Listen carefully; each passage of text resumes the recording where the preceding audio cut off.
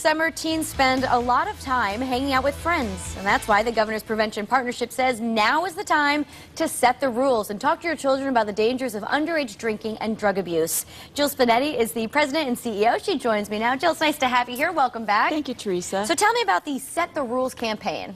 It's a great campaign for parents and other adults, especially at this time when kids are now graduating, they're at home more, to remind parents not to serve alcohol to teens for two reasons. First of all, it's against the law and they could face consequences. But second of all, it really affects their brain development. So it really has bad physical effects on kids as well. Now, to play devil's advocate just for a minute, what do you say to the parents say, all right, I'm going to serve alcohol, I'm going to take everybody's keys, I know where everyone's going to be, this is safe? There are still parents that think that way. And the first thing I would say is, when kids start drinking early, like before age 15, they're 5 times more likely to get involved with alcohol problems later in life. It really does affect kids negatively in a physical way.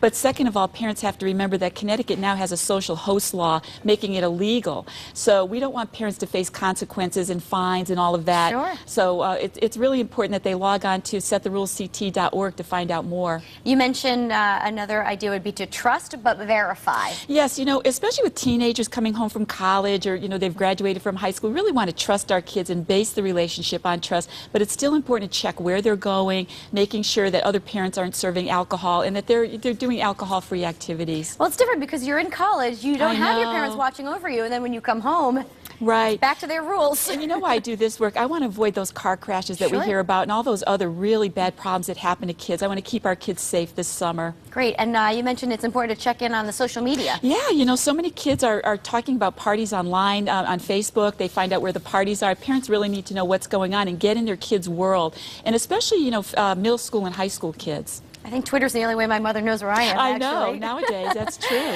You say be aware of local alcohol-free events. Shouldn't that be a safe zone? Well, exactly. So look for safe zones. Let's find out where we can get kids involved in the summer, whether it's in camping and volunteer work, anything like that, so that they're around a lot of alcohol-free activities, and they can see that there's other ways to do things than to get drunk. Sure, and you could throw an alcohol-free party. I suggest that to parents all the time. Let's try that. You could do mocktails, right? That's exactly right. Talk with your teen, listen carefully. I guess that would be simple. And parents, it sounds so simple, but parents do find that difficult. Like, what do you really say? And parents have to really find the time and talk about it. They can use examples from TV, examples in their family, but just find out what's going on in the kid's life. And you mentioned also be available.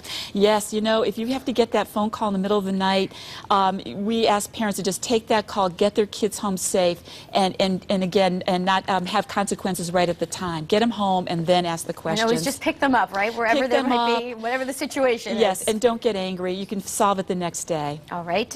Encourage summer jobs and activities. You touched upon this. Yeah, when kids are busy and they're doing activities, they're not going to be involved as much in parties and in those kind of activities. So jobs are not easy to come by this summer, but there's things like lawn mowing, babysitting. Give them some chores, right? Exactly, even volunteering. So keep kids busy and involved during the daytime. And I think it's important because there's a lot of free time in the summertime. Well, that's right, and parents are busy and they're still working, so we want to make sure the kids are doing something constructive during the day, and that they also have other adults around them. Now, Jill, lastly, you say put a lock on it.